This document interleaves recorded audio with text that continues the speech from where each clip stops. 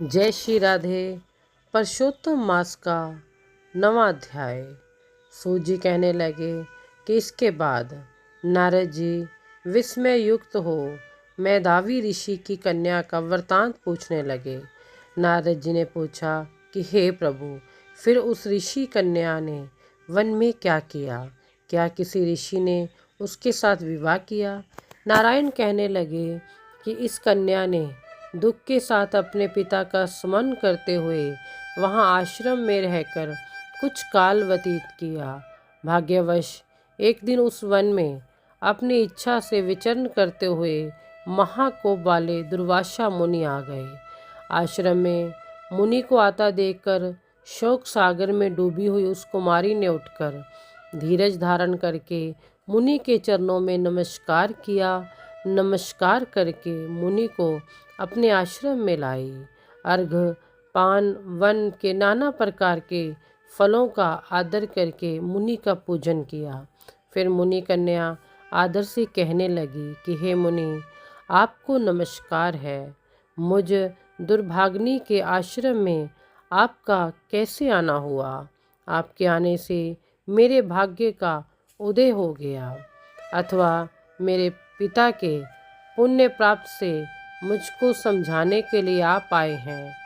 आप जैसे महात्माओं के तीर्थ रूपी पांवों के रज कण को स्पर्श कर मेरा जन्म सफल हो गया।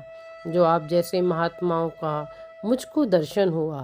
इस प्रकार कहकर वह बाला उनके आगे चुपचाप होकर बैठ गई। तब दुर्वासा मुनि कुछ हंसकर बोले, धन्य धन्य है ब्राह्मण पुत्री, तुमने अपने पिता के कुल का उद्धार कर दिया। कन्या बोली, हे मुनिवर, आपके वचनों को सुनकर मेरा दुख दूर हो गया। हे मुनि, आप मुझे ऐसा उपाय बताएं जिससे मेरा दुख दूर हो जाए। मैं दुख शोक में अग्नि की ज्वाला में जल रही हूँ, इसको शीघ्र बुझाओ। मेरा हर्ष उपजाने वाला और कोई दिखाई नहीं देता। मुझको धैर्य देने वाले ना तो मेरी माता है, ना पिता है, ना भाई है। मैं दुख पीड़ित किस प्रकार जीवन निर्वाह करूं? जिस दिशा को देखती हूँ वहीं अंधकार दिखाई देता है। हे तपोनिधे, मेरे दुख को दूर करने का कोई उपाय बताएं। ऐसा कहकर वह बाला उनके आगे बैठ गई। दुर्वासा ऋषि अपने उसके उपाय के वास्ते सोचने लगे। श्री नारायण कहने लगे, हे नारद, इस प्रकार मुनि कन्या के वचनों को सुनकर मुनि दुर्वासा विचार कर अत्यंत कृपा करके उस बाला को देखकर कुछ हितकारक वचन बोले। जय श्री कृष्ण, जय श्री राधे।